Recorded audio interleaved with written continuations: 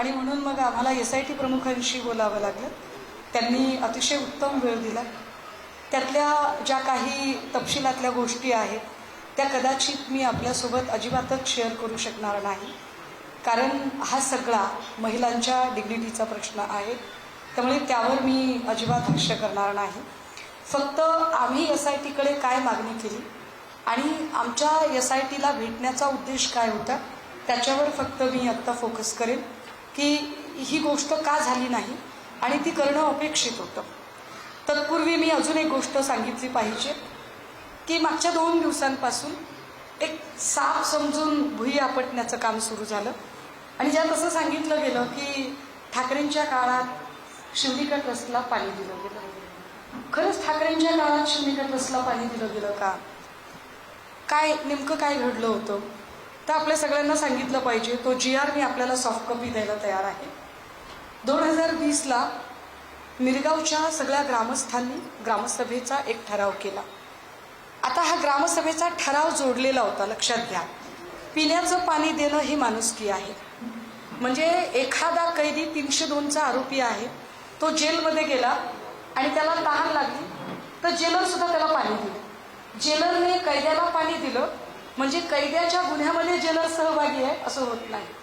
इथे तर पाणी खऱ्यातला दिलंच नव्हतं. ग्रामसभेचा ठराव होता आणि ग्रामसभेच्या ठरावाला अनुसरून पाणी द्यायचं ठरलं. किती पाणी? प्रतिदिन प्रति व्यक्ती 30 लिटर क्षमतेने पाणी द्यायचं होतं. याला शिफारस कुणी केली? अर्थात तिरुपती चाकणकरांनी केली.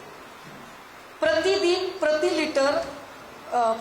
प्रति व्यक्ती 30 लिटर क्षमतेने पाणी द्यायचं ठरलं आणि हे पाणी एकूण गावची लोकसंख्या किती आहे त्याचा अंदाज घेऊन रोज किती पाणी लागेल एवढ्या क्षमतेचा जलकुंभ उभारला गेला. आता हा जलकुंभ उभारताना पाणी मागितलंय मिरगावच्या ग्रामस्थांनी म्हटल्यावर तत्कालीन जलसंपदा मंत्री सन्माननीय जयंतरावजी पाटील ज्यांच्याकडे हे खातं होतं, कारण हा विषय मुख्यमंत्र्यांकडे येत नाही, मुख्यमंत्री पदावरती उद्धव साहेब होते, तत्कालीन जलसंपदा मंत्री जयंतरावजी पाटील साहेब यांच्या मंत्रिमंडळाच्या उपविभागीय समितीकडे त्यांच्याकडनं GR पारित झाला. GR मी आपल्याला द्यायला तयार आहे. आता त्यानंतर त्या पाण्याचं युटिलायझेशन, त्याची उपयोगिता काय होते हा नंतरचा भाग आहे. त्यानंतर जर ते पाणी शिवलिका ट्रस्टकडे जर त्याची पाईपलाईन वळवली असेल तर त्याला दुसरं कोणी कसं काय जबाबदार राहील बरं? हा एक मुद्दा. पण तरी सुद्धा 2 दिवस जेवढा काही सत्ताधारी, त्यांचे लावारिस भक्त, त्यांचे काही पोपटपंची करणारे प्रवक्ते, त्यांचे काही बोलघेवडे, अशा सगळ्यांनी एक प्रोपोगंडा करायला सुरुवात केली. आणि मग हा प्रोपोगंडा करताना मी जरा अजून उत्खनन करायचं ठरवलं की चला कोणी कोणी दिलं असेल बरं या सगळ्यांमध्ये काय काय. आणि मग लक्षात आलं की जयकुमार रावलांनी तर खूपच मोठा निधी दिला बाबा. जयकुमार रावल कुणाचे? कुणाच्या अंगाखांद्यावर खेळले जयकुमार रावल? एकदा कळलं पाहिजे. जयकुमार रावलांनी निधी दिला, त्या जयकुमार रावलांवरती हे जे सगळे बोलघेवडे प्रवक्ते आहेत सत्ताधाऱ्यांचे, ते का बरं तोंड उचकटत नाही? त्यांनी बोललं पाहिजे एकदा. एक दुसरी गोष्ट अशी, पाणी देणं तर माणुसकी हो, सोडा. पाणी आपण दुश्मनालाही देतो, तुझं काय नाही. आणि तो तर गावकऱ्यांनी ठराव सांगितला होता.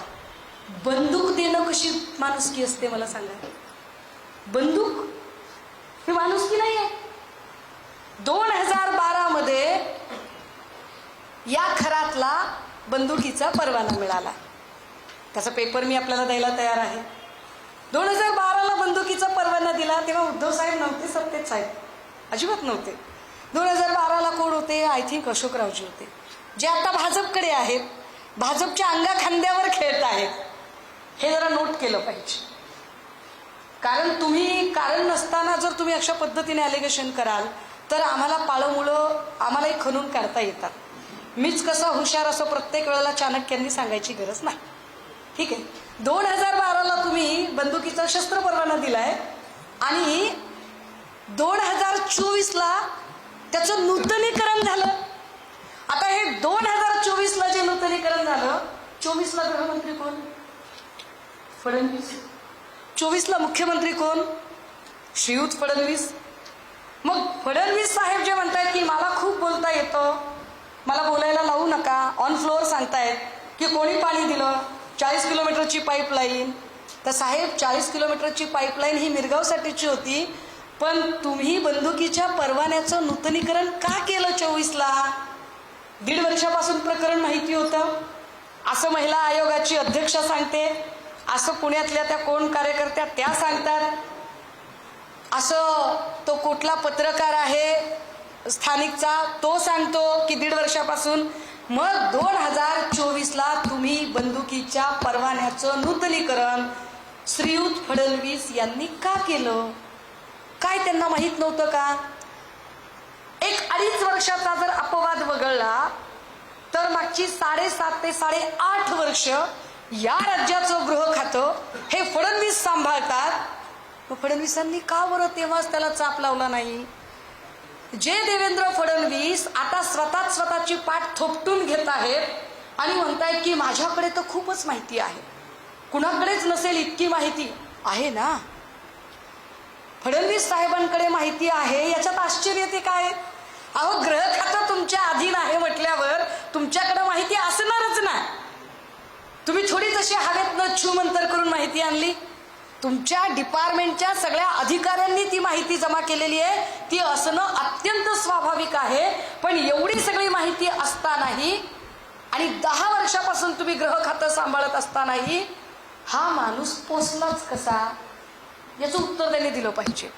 एका पाणी प्रश्नावरून फार बोललं गेलं बा, त्याचं मी स्पष्टीकरण दिलं. हा फोटो जरा बघितला गेला पाहिजे. अतुल सावे आहेत सत्ताधाऱ्यांमधले. म्हणजे काल कुणीतरी एक बोलघेवड्या बाई ताज वगैरे सांगत होत्या, त्या बिनबुडाचे आरोप करत होत्या. मी फोटोंसकट आणि पुराव्यांसकट बोलत आहे.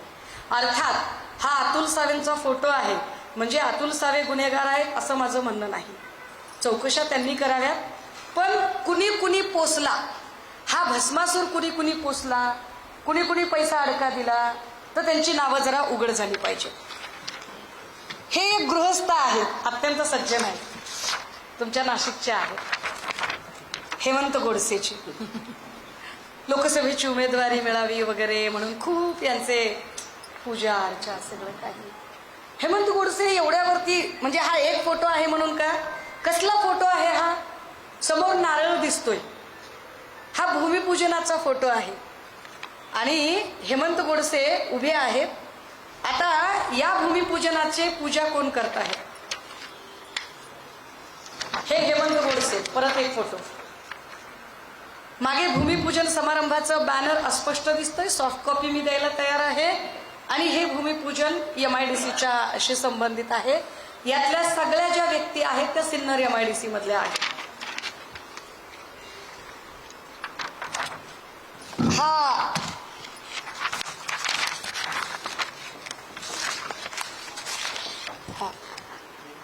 हा तिसरा फोटो ईशान्येश्वरामधला.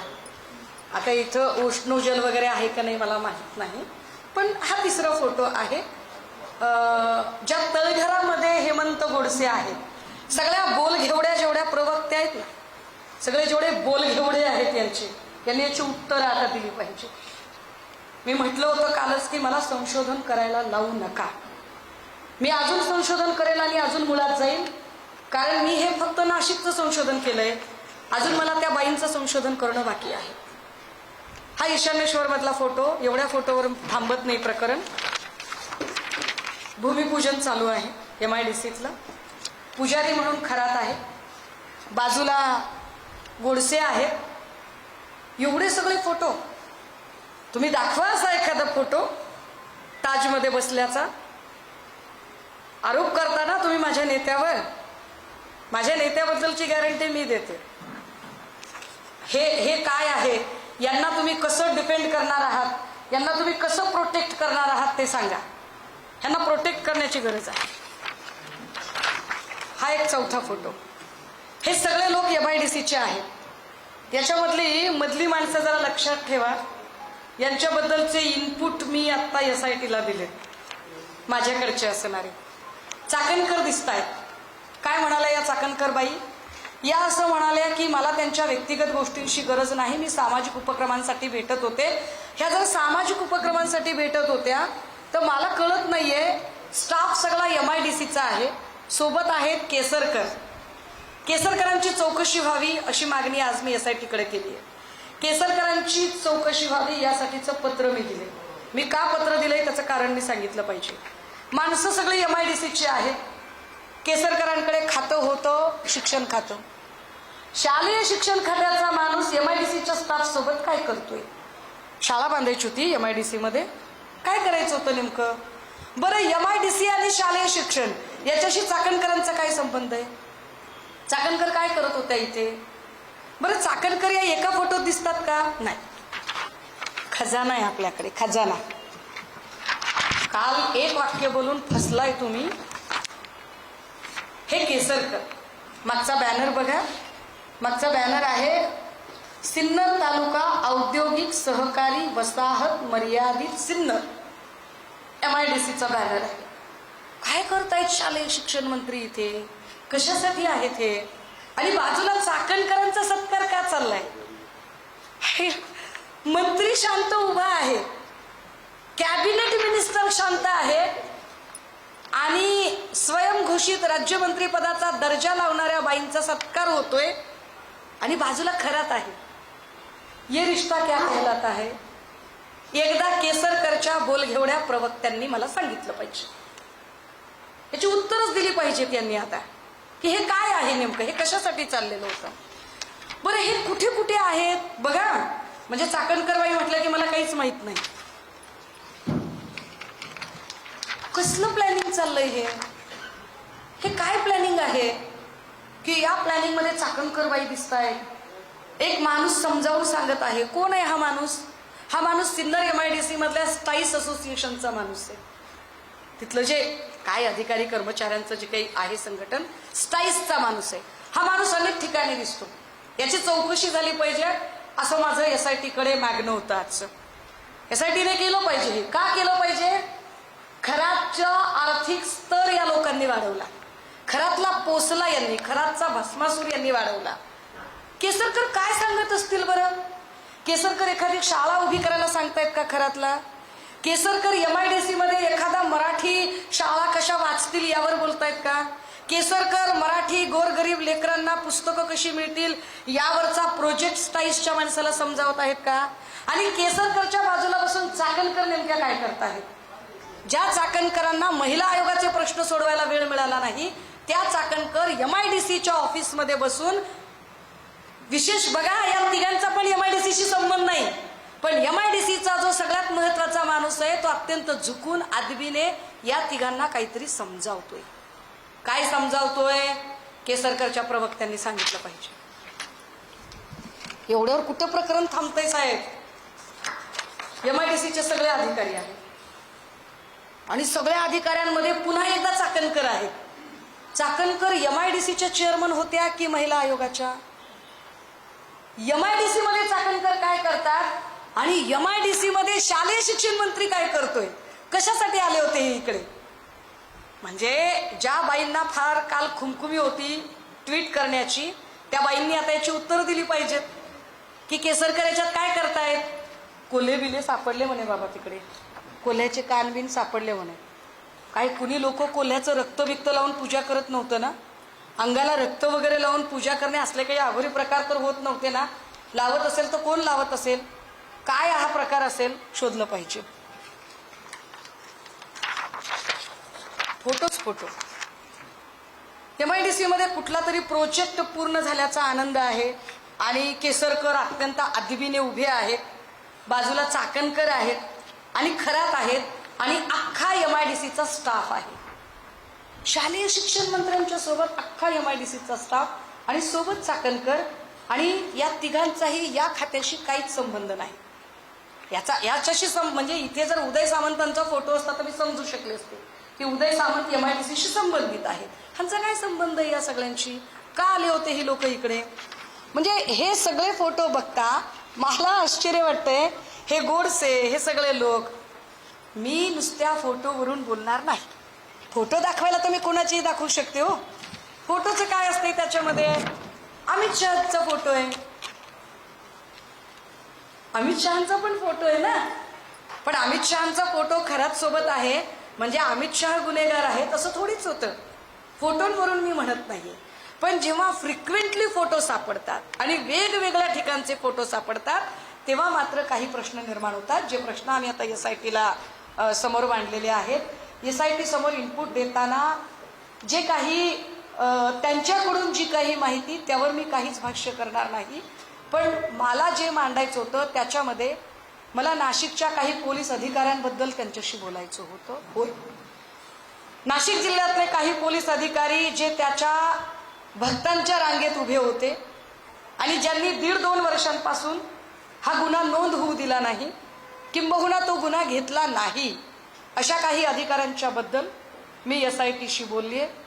आणि मला त्याच्यावरती फार वेगळं भाष्य करायची गरज नाही, कारण माझी अडचण अशी आहे, व्यक्ती बदनाम झाली तरी चालते पण संस्था बदनाम होता कामा नये. सो डिपार्टमेंटला कुठल्याही पद्धतीने डाग लागता कामा नये, पण डिपार्टमेंटमधले काही लोक जर चुकून माकून हा गुन्हा नोंदवून घेण्यासाठी टाळाटाळ करत असतील आणि त्याची कारणं ही असतील की ते खराचे भक्त होते, तर ते इनपुट्स दिले गेले पाहिजेत, म्हणून ते इनपुट दिलेले आहेत. आम्ही अत्यंत स्वच्छपणे दीपक केसरकर आणि चाकणकर या दोघांचेही कॉल रेकॉर्ड तपासले जावेत अशी मागणी केली आहे. या दोघांचेही आर्थिक स्रोत तपासले जावेत याची मागणी आधी होती. याच्यानंतर मी CM साहेबांना भेटेल, मी EOWच्या ऑफिसला जाईल, मी त्यांच्यासमोर मांडेल. मी EOWच्या ऑफिसमध्ये जाण्याचं अजून एक कारण आपल्याला आत्ताच सांगितलं पाहिजे. ॲक्च्युली तो पेपर माझ्याकडे अजूनही त्याची प्रिंट आली नाही म्हणून मला दाखवता येत नाही पेपर, पण निलेश चाकणकर यांच्याकडून त्यांची आणि चौधरी नावाच्या व्यक्तीची कोकणामध्ये एका कंपनीत भागीदारी. कोण आहे ते चौधरी? तर चौधरी हे तटकरेंच्या सोबत अनेक कंपन्यांमध्ये आहेत. If A is equal to B, B is equal to C, it means that A is equal to C. तटकरेंच्या अनेक व्यवहारांमध्ये जर चौधरी आहेत आणि चौधरीच्या सोबत चाकणकरची भागीदारी आहे, काय संबंध आहे? मला जी काही माहिती होती त्यातले अनेक नावं आहेत, खूप सारी नावं आहेत. म्हणजे दीपक लोंढेला ताब्यात घेतलं असेल, पण दीपक लोंढे असेल, उदय सांगले असेल, कितीतरी नावं आहेत अशी की ज्या नावांचा मला वाटतं की या लोकांची चौकशी झाली पाहिजे.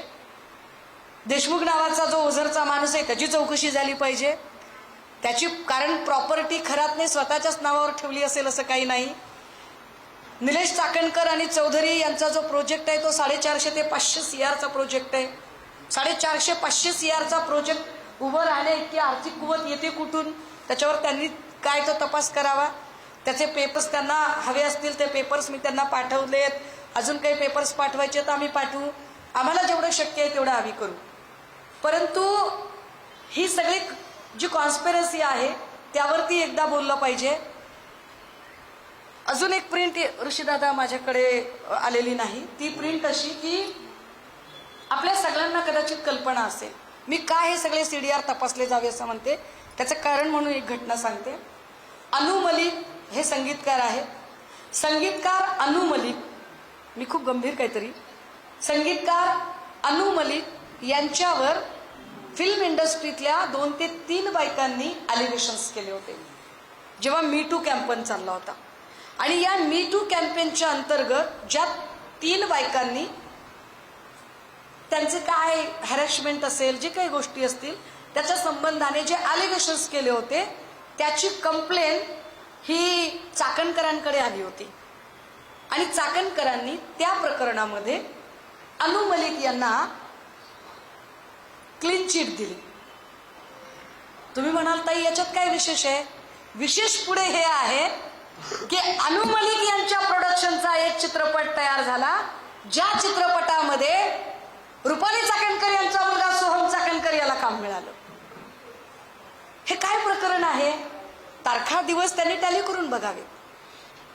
म्हणजे जर रुपाली चाकणकर महिलांना न्याय देण्याच्या ऐवजी या केसेस जर अशा पद्धतीने डील करत असतील तर हे वाईट आहे. तुम्ही गुगल करून बघू शकता. अनु मलिकची मी टूची केस गुगल करा. माझ्याकडच्या ज्या आहेत लिंक्स त्या मी तुम्हाला पाठवते. या सगळ्यांमध्ये सोहम चाकणकर, त्याच्यासोबत रुपाली चाकणकर, हे सगळेच लोक तुम्हाला त्या एका फ्रेममध्ये दिसतील की ज्याच्यामध्ये अनु मलिक पण आहे. हे एवढे सगळ्या गोष्टी समोर असतानाही अजूनही रुपाली चाकणकर हे नाव पोलिसांच्या रेकॉर्डवर का येत नाही? का येत नाही? की आम्ही इतक्या गोष्टी तुम्हाला सांगतोय तरीही अजूनही ते नाव रेकॉर्डवर येत नाही. प्रश्न फक्त एका महिलेचा नाही. प्रश्न एका महिलेमुळे जर एवढं सगळं जर शोषण होत असेल तर मात्र ते वाईट आहे आणि म्हणून त्यावर बोललं पाहिजे, म्हणून त्यावर मांडलं पाहिजे असं आम्हाला वाटतंय. या सगळ्या संदर्भाने असणारे जे इनपुट आहे ते इनपुट आज आम्ही SIT प्रमुख असणाऱ्या सातपुतेजी यांच्याकडं दिलेले आहेत आणि त्यावर आम्ही आमचं म्हणणं सुद्धा मांडलेलं आहे. या सगळ्यांमध्ये त्यांनी आम्हाला त्यांच्याही काही अडचणी सांगितल्या, ज्या अडचणी आम्ही समजू शकतो. कारण प्रश्न महिलांच्या प्रतिष्ठेचा आहे, त्यांच्या डिग्निटीचा आहे. त्यामुळे बऱ्याच गोष्टी करताना त्यांनाही ते जिकिरीचं होते. परंतु हे सगळं जरी खरं असलं तरी या गुन्ह्याची व्याप्ती ही फक्त महिला लैंगिक शोषण इतकी नाही.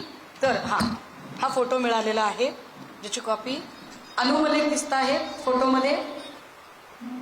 रुपाली चाकणकर बाजूला आहेत, बाजूला त्यांचा मुलगा आहे. ही सगळी माणसं एका फ्रेममध्ये आहेत. हे फार विशेष आहे, हे गंभीर आहे की ज्या माणसावर मीटू कॅम्पेन अंतर्गत एवढे गंभीर अलिगेशन्स झालेले होते, आरोप झालेले होते, त्या माणसाला क्लीन चिट चाकणकर देतात आणि चाकणकरांचा मुलगा त्याच्या फिल्ममध्ये असतो. काल ज्या बाईंनी मातोश्रीवर शिंतोडे उडवायचा प्रयत्न केला, मी त्यांचंही संशोधन अशा पद्धतीने करेन, खूप खोलवर करेन. फक्त आम्हाला वाईट याचं वाटतं की या सगळ्यांमध्ये राजकारण न आणता त्या महिलांना न्याय मिळाला पाहिजे. तो न्याय मिळण्यासाठी आम्ही धडपड करत आहोत आणि तो न्याय देण्यासाठी म्हणून आमचा प्रयत्न असेल. आम्ही आज आमच्या SIT प्रमुखांशी बोलताना हे सुद्धा प्रामाणिकपणे म्हटलं की बाकी काहीही असो, मला खात्री आहे की माझ्या पक्षात असा कुणीही माणूस असू शकत नाही, असूच शकत नाही. नुसत्या फोटोवरून तर ॲलिगेशन करू नयेत. जसा मी अमित शहाचा फोटो असे n नंबर ऑफ फोटो तिथे मिळतील, त्या फोटोवरून नाही. पण माझ्या पक्षातला कुणी असू शकत नाही याची मला खात्री वाटते. पण तसंही वाटलं त्यांना तर त्यांनी त्याची गय करू नये याचा परत एकदा पुनरुच्चार करते. पण जे लोक ऑलरेडी रेकॉर्डवर आहेत त्या रेकॉर्डवरच्या लोकांचं काय करणार आहात? हेमंत गोडसेंनी जो निधी दिलाय, जे पूजेला बसले होते, त्यांचं काय करणार आहात? दीपक केसरकर जे वारंवार फ्रिक्वेंटली दिसत आहेत, त्यांचे आणि खरातांचे काय काय आर्थिक व्यवहार झाले, त्याचं काय होणार आहे? या सगळ्यांमध्ये एकनाथ शिंदे त्यांच्या पत्नीसह जे ईशानेश्वराची पूजा करताना दिसतात, त्याचं काय नेमकं अर्थ काढायचे? आम्ही फोटोंसकट बोलतोय ना, आम्ही पुराव्यांच्या सकट बोलतोय. तर याही सगळ्या गोष्टींचा आम्ही विनंती केली SIT प्रमुखांना की या सगळ्यांमध्ये याचा आनंद आहे की तुम्हाला मुख्यमंत्र्यांनी फ्री हँड दिलेला आहे. पण तरी सुद्धा आम्हाला कुठे ना कुठे भीती वाटते. कारण फलटण प्रकरणामध्ये जे झालं, फलटणमध्ये अर्थात SIT प्रमुख स्वतः त्या म्हणजे सातपुतेजीच होत्या आणि त्यांनी त्याच्यातल्या बऱ्याच गोष्टी की ताई त्याच्यातल्या सगळ्या आरोपींना अजूनही जामीन झालेला नाही, फलटण प्रकरणातल्या एकालाही जामीन झालेला नाही, कदाचित अंडर ट्रायलच ती पूर्ण केस त्यांची तशीच आत राहून चालेल, यावरही त्यांनी आश्वस्त केलं. ही चांगली गोष्ट आहे. लाईन ऑफ इन्व्हेस्टिगेशनचा भाग म्हणून अनेक गोष्टी कदाचित बोलता येणार नाहीत. पण या सगळ्यांच्यामध्ये आम्हाला जी सतत भीती वाटते की माननीय मुख्यमंत्र्यांकडून फक्त मित्रपक्षातल्या लोकांना चेकमेट करायचंय. मी रिपीट करते माझं काय वाक्य आहे ते. माननीय मुख्यमंत्र्यांनी मित्रपक्षातल्या लोकांना फक्त चेकमेट करायचंय म्हणून प्रकरणाचा गवगवा करू नये. तर या प्रकरणातली जी माणसं आहेत ती माणसं त्यांची खरंच पाळंमुळं खणून काढावी. कारण मुख्यमंत्री जेव्हा ऑन फ्लोअर पाळंमुळं खणून काढण्याची भाषा करतात, अशीच पाळंमुळं त्यांनी ड्रग्ज प्रकरणातली खणून काढायचं म्हटलं होतं. ती अजूनही खणून निघालेली नाहीत.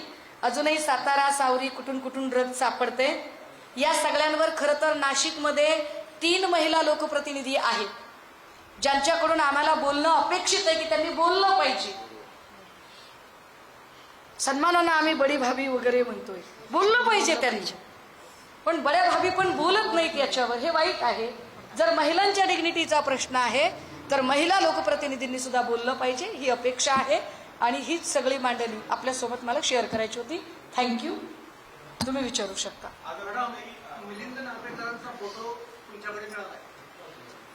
अरे मी मगाशीच म्हटलं की मला फोटो जर दाखवायचे असतील ना, अमित शहाचा सुद्धा फोटो मिळाला. आता कसं करता? ऐका ना, मी काय म्हटलं, अमित शहाचा पण फोटो आहे, अतुल सावेंचा पण फोटो आहे.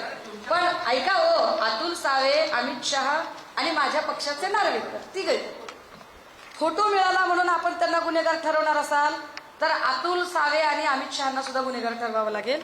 पण फोटोवरून आपण स्वतःवरून स्वर्ग गाठू शकणार नाही. हा एक वेगळा भाग आहे की अनेक लोक एकमेकांनी सांगितलं म्हणून, कर्णोपकरणी चर्चा झाली म्हणून, प्रोपोगंडा झाला म्हणून जाऊ शकतात. काय जे असेल ते, जो फोटो नार्वेकरांचा दिसतो तो फोटो, त्यातला चेहराही ओळखायला येत नाही. कधी 18-20 वर्षापूर्वीचा फोटो असेल, ते काही कॅप बीप आता कधीच घालत नाहीत, असं काही असेल ते, तो काही मुद्दा नाही. तरी सुद्धा मी म्हटलं की बाबा कोणी असं सापडलं तर त्याची गय करू नका. पण आता केसरकरांचं काय करायचं बोला. आपण काही आज हे चाकणकर आणि केसरकरांना दारूची चौकशी करण्याची मागणी केली.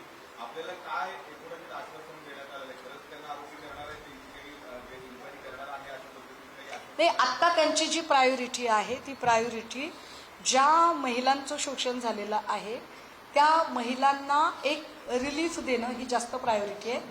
कारण त्यांच्या प्रायोरिटीमध्ये ना खूप साऱ्या ज्या पद्धतीने व्हिडिओ व्हायरल झाले किंवा खरं तर हे असं कुणी करू नये. मला सुद्धा स्वतःला वाटतं की थोडंसं आपण संवेदनशीलतेने वागलं पाहिजे, एकूणच महिलांच्याबद्दल संवेदनशीलतेने वागलं पाहिजे. त्यामुळे व्हॉट्सॲप, फेसबुक, इन्स्टा यावर ज्या पद्धतीने अगदी काही काही ठिकाणी तर ब्लर न करता सुद्धा जे केलं गेलं ते अत्यंत वाईट आहे.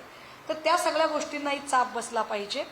आणि त्यांनी काय चर्चा केली हा भाग अत्यंत गोपनीयतेचा, त्यामुळे त्यावर मी आपल्याला नाही बोलू शकणार. आता आपण बोलता बोलता म्हणालात तर ही जी घटना आहे ती महिलांचं लैंगिक शोषणाचंच नाही आहे, आणखी काही धक्कादायक माहिती आहे तर काय माहिती आहे? मी आपल्याला तेच सांगितलं की समजा अशोक खरातांची पत्नी कल्पना खरात आहे.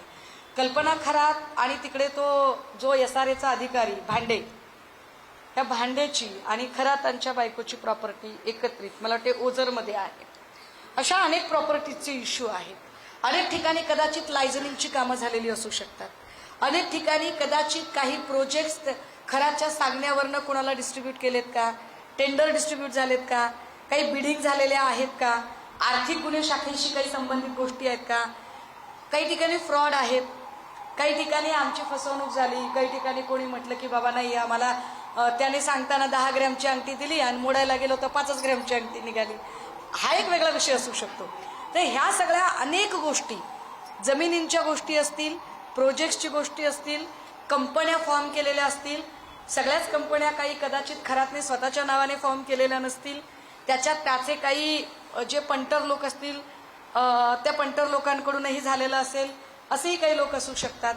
सो या सगळ्या गोष्टींची चौकशी व्हावी, त्याच्यासाठी त्या संबंधित डिपार्टमेंट, आणि म्हणून म्हटलं की एकट्या SITवर कशाला ताण ठेवताय, याच्यामध्ये अगदी CID सुद्धा असलं पाहिजे जेणेकरून तपास अजून वेगवान होऊ शकेल.